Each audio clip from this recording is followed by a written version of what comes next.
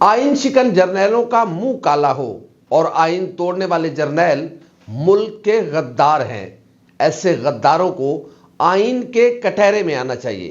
مسلم league نون کے کون سے رہنما نے سابق آرمی چیف قمر جاوید باجوہ کے ٹینیور کو آمریت سے تشبیہ دی؟ پاکستان تحریک انصاف کے رہنماؤں کے کاغذات نامزدگی مسترد کر دیے گئے ہیں۔ اب انتخابات کس سے ہوں گے؟ کس کا مقابلہ کس سے ہوگا؟ پاکستان اور دنیا بھر میں دیکھنے اور سننے والوں کو الفت مغل کا سلام۔ آپ میرا یوٹیوب چینل اور فیس بک پیج دیکھ رہے ہیں۔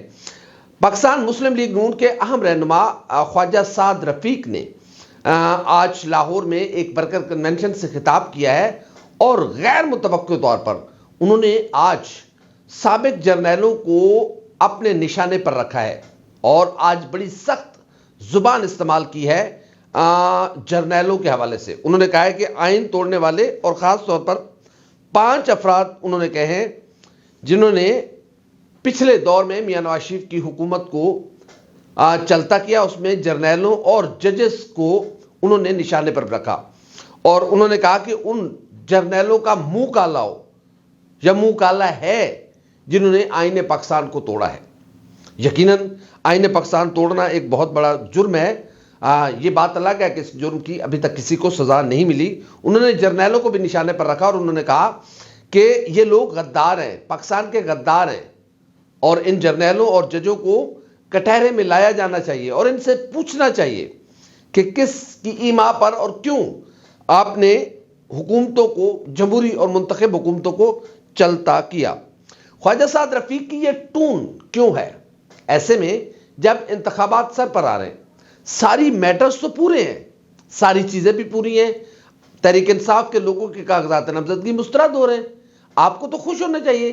لیکن اس سچویشن میں یا اس طرح کے پولیٹیکل انوائرمنٹ میں آپ اس طرح کی بات کیوں کر رہے ہیں؟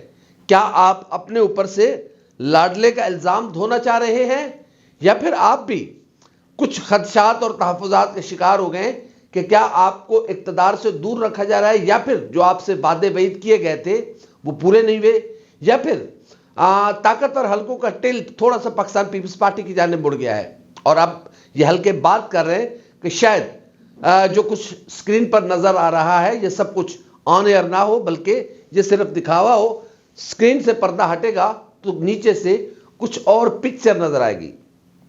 یہ وجوہات بھی ہو سکتی ہیں اور خواجہ سعد رفیق نے آج ایک اس سے بھی بڑا بیان دیا ہے اور انہوں نے سابق army chief general Qamar Javed Bajwa کے ٹینیور کو آمریت، ڈکٹیٹرشپ سے ترجیح دی ہے اور انہوں نے کہا ہے کہ عمران خان کا جو دور تھا یا وہ جو اس کو لے کر آیا گیا تھا وہ بھی ایک مارشل لا تھا۔ اب یہ کیسے مارشل لا تھا؟ انہوں نے اس میں سول مارشل لا کا ذکر نہیں کیا، انہوں نے صرف مارشل لا کا ذکر کیا ہے۔ تو کیا جنرل باجوہ آج بھی مسلم لیگ نون کے نشانے پر ہیں اور کیا یہ مسلم لیگ نون کی اندر کی پالیسی ہے؟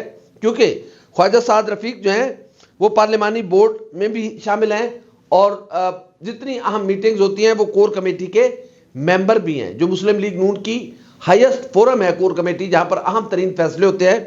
ایک شریف فیملی ہے، اس سے ہٹ کے جو پولیٹیکل اگر کہیں پر کوئی ضرورت پڑتی ہے تو پھر خواجہ سعد رفیق بھی ان میٹنگز میں شامل ہوتے ہیں۔ تو کہ یہ سمجھا جائے کہ یہ مسلم لیگ نون کے اندر کی آواز ہے، یہ مسلم لیگ نون کے دل کی آواز ہے جو انہوں نے سابق جرنیلوں کے اور ججز کے حوالے سے بات کی ہے۔ پاکستان مسلم لیگ نون کیا جنرل باجوہ کے اس ڈکٹیٹرشپ یا اس مارشل لائی دور کے خلاف کوئی کارروائی کرے گی؟ مسلم لیگ نون کیا ارادے رکھتی ہے؟ مسلم لیگ نون ایسا کیوں کر رہی ہے؟ یہ آنے والے دنوں میں یقیناً یہ ساری پکچر آپ پر بھی واضح ہو جائے گی۔ البتہ یہ ہم آپ کو بتاتے چلے کہ مسلم لیگ نون اور طاقتور حلقوں کے وہ تعلقات نہیں رہے، حالانکہ اتنا بڑا اوپن گراؤنڈ مسلم لیگ نون کو دیا جا رہا ہے کہ جس کا تصور بھی مسلم لیگ نون نہیں کر رہی۔ اب خوف کا عالم یہ ہے کہ مسلم لیگ نون کے مقابلے میں کوئی مخالف امیدوار بھی ابھی تک نہیں ہے۔ ظاہر ہے ٹریبونلز میں جب کاغذات نامزدگی والے جائیں گے تو پھر کیا فیصلہ ہوگا اس پر بھی ہم آپ سے بات کریں گے، لیکن بظاہر ابھی جب ہم آپ سے بات کر رہے ہیں تو نون لیگ کے مقابلے میں کوئی امیدوار نہیں ہے، کوئی مخالف ہے ہی نہیں۔ ون وے ٹریفک ہے، جدھر مرضی ہے آپ موڑے، جیسے یو ٹرن لیں، جیسے مرضی ہے جدھر گھمائیں، الٹی گاڑی چلائیں، سیدھی گاڑی چلائیں، ون وے ٹریفک ہے، آپ کے لیے تو کوئی مسئلہ ہی نہیں ہے۔ پھر ان جرنیلوں پر یا پھر اسٹیبلشمنٹ کے سابق جو جرنیلز ہیں ان پر اس طرح کی تنقید کا وجہ کیا ہو سکتی ہے؟ ظاہر ہے ہر بات کے پیچھے کوئی نہ کوئی معنی اور مقصد ہوتا ہے. جو سیاستدان ہوتے ہیں یقیناً جب وہ بات کر رہے ہوتے ہیں تو اس کے پیچھے کوئی نہ کوئی مقصد ہوتا ہے. وہ کسی کو سنا رہے ہوتے ہیں, وہ کسی تک پیغام پہنچا رہے ہوتے ہیں. یہ کس کے لیے پیغام تھا؟ اور اتنی بڑی بات, اس طرح کے جلسے میں وہاں کوئی بہت بڑا ہائیسٹ فورم نہیں تھا جہاں اتنے کوئی انٹلیکچوئلز بیٹھے ہوئے تھے, پڑھے لکھے لوگ تھے, مزدور تھے, بہت سارے ایسے لوگ تھے جن کے کپڑوں پر سیاہی لگی ہوئی تھی. وہ بیچارے ادھر کام کر رہے تھے کیونکہ آج مسلم لیگ نون کے ورکر کنونشن میں کھانا بھی تھا, تو مزدور تھے, انہوں نے کہا چلو کھانا بھی کھاؤ اور تقریر بھی سن لو. تو ایسے لوگوں کے سامنے اس طرح کی فلسفانہ تقریر جھاڑنے کا مقصد کیا تھا؟ وہ پنجابی کی ایک کہاوت ہے کہ کہوں بیٹی کو اور سناؤں بہو کو. یہ دراصل خطاب خواجہ صاحب ان مزدوروں سے کر رہے تھے, ان راہ چلتے پارٹی کے کارکنوں سے کر رہے تھے. پیغام ان کا راولپنڈی کو تھا, لگ یہی رہا ہے بظاہر, کیونکہ سیاستدان کی ہر بات کے پیچھے یا ہر ایک کی بات کے پیچھے کوئی نہ کوئی مقصد ہوتا ہے, اور اس مقصد کے مزید نتائج آپ کو آنے والے دنوں میں نظر آ جائیں گے. دوسرا ایشو یہ ہے کہ پاکستان تحریک انصاف پر سیاست اور انتخاب کے دروازے بند کیے جا رہے ہیں. جو خدشات تھے ان آروز کے بارے میں وہ بالکل درست ثابت ہوئے, اور چیف جسٹس آف پاکستان جناب محترم جسٹس قاضی فائز عیسیٰ صاحب خود تو آپ چھٹیوں پہ چلے گئے, اور یہ جو آپ نیا ہمارے گلے میں گھنٹی باندھ کر گئے ہیں یہ آروز, آپ کو پتہ ہے یہ بابو نوکری کے لیے کچھ بھی کر جاتے ہیں, ان کے لیے کچھ نہیں ہے, یا آپ ان سے جو مرضی ہے فیصلہ لے لیں. یہ کہاں کا کیا تک کیا بنتا ہے؟ ایک سابق وزیر اعظم ہے عمران خان صاحب, سابق وزیر خارجہ ہیں مخدوم شاہ محمود قریشی صاحب, اہم ترین لوگ پاکستان تحریک انصاف کے, جو سالہ ہر سال سے سیاست کر رہے ہیں, جو سالہ ہر سال سے اسمبلیوں میں جا رہے ہیں, جو اہم ترین عہدے سرو کر چکے ہوئے ہیں, ان پر ایسے بھونڈے الزامات لگا کر ان کے کاغذات نامزدگی مسترد کیے جا رہے ہیں.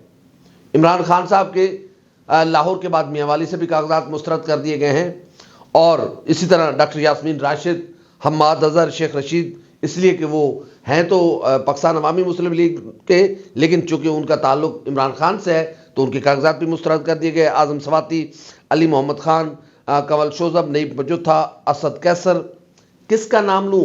پہلے لوگ پوچھتے تھے کہ کتنے لوگوں کے کاغذات نامزدگی مسترد ہوئے, اب لوگ پوچھتے ہیں کہ کتنے لوگوں کے کاغذات نامزدگی منظور ہوئے, کیونکہ بلک میں پاکستان تحریک انصاف کے جو امیدوار تھے 90% لوگوں کے جو کاغذات نامزدگی تھے اس کو مسترد کر دیا گیا.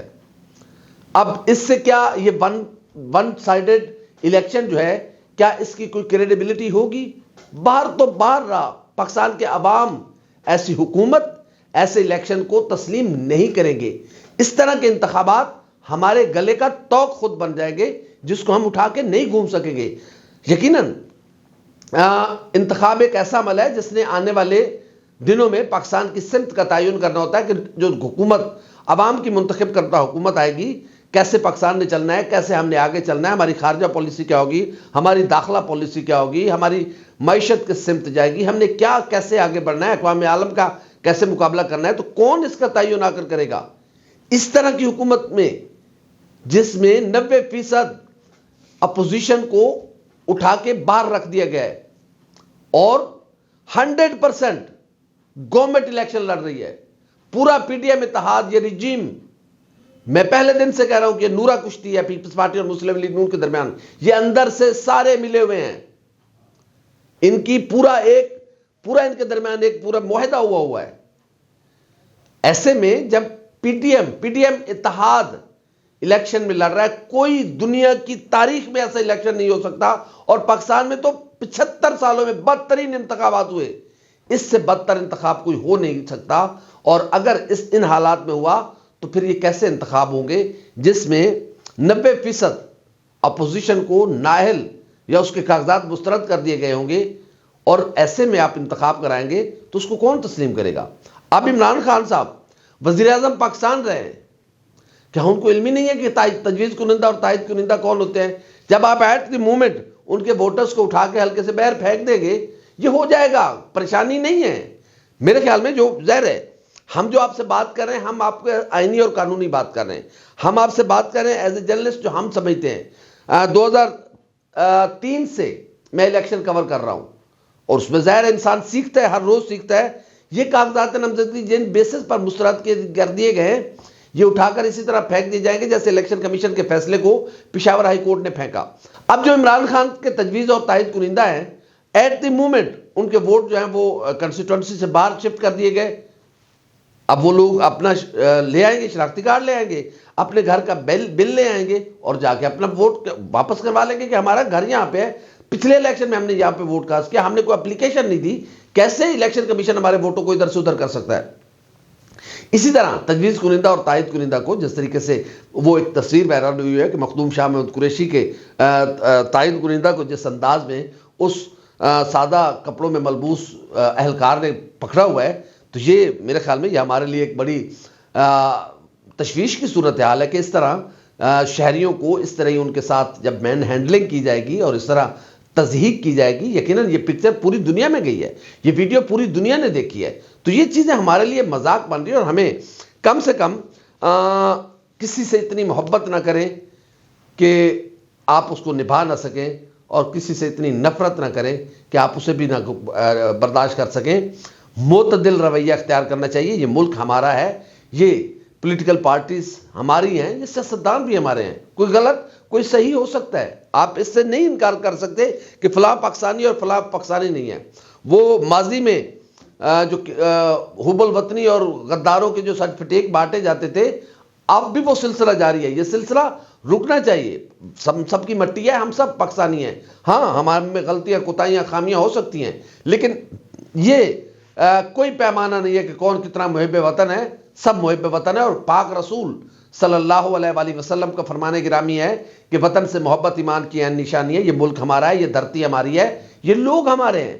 ہم نے کسی کے ساتھ غصہ ہو سکتا ہے, کسی کی شکل آپ کو پسند نہیں ہو سکتی, لیکن آئین پاکستان کے تحت چلیں گے, آئین پاکستان کو سامنے رکھ کر چلیں گے اور اس کی گائیڈ لائن میں چلیں گے تو یقیناً ہمارے مسائل بھی حل ہوں گے اور ہم آگے بھی بڑھ پائیں گے. ادروائز ہم انہی بھول بھلیوں کا شکار رہیں گے اور اسی بھمر اور گرداب میں چکر کاٹتے رہیں گے. دنیا چاند پر پہنچ گئی ہے اور ہم ابھی اپنے کاغذات نامزدگی منظور کرانے کی تگ و دو میں لگے ہوئے ہیں. ایسے میں جو لوگ پہلے اہم ترین عہدوں پر سرو کر چکے ہوئے ہیں آج وہ الیکشن لڑنے کے اہل نہیں ہیں.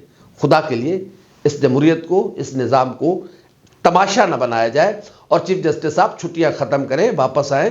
پتھر کی لکیر پتہ نہیں کیا سے کیا ہوتی جا رہی ہے اور لوگوں پر بنیادی جو الیکشن لڑنے کا ان کا حق ہے وہ دروازے بند کیے جا رہے ہیں. چیف جسٹس صاحب آپ کے آروز وہ گل کھلا رہے ہیں کہ تاریخ ہنسے گی, تاریخ وہ جملے رقم کر کے پائی جائے گی جو ہم برداشت نہیں کر سکیں گے. آپ کا پتہ نہیں ہے. بہرحال دیکھتے ہیں کیا معاملات بنتے ہیں. دوسرا مرحلہ ٹریبونلز پہ جا رہا ہے. ٹریبونل سے بھی کوئی اتنی زیادہ توقع نہ رکھے. البتہ معاملہ پھر سے ہائی کورٹس اور سپریم کورٹ میں جائے گا کیونکہ معاملات اتنے بھی سادہ نہیں ہیں جتنے بنانے کی کوشش کی جا رہی ہے. پتہ سب کو ہے کہ کیا ہو رہا ہے اور کیا ہونے جا رہا ہے. ہماری ویڈیو آپ کو کیسی لگی؟ لائک کریں, کامنٹ کریں, سبسکرائب کریں, بیل آئیکن کے بٹن کو دبائیں تاکہ جو بھی ہماری ویڈیو ہے سب سے پہلے آپ تک پہنچے. اللہ حافظ ناصر.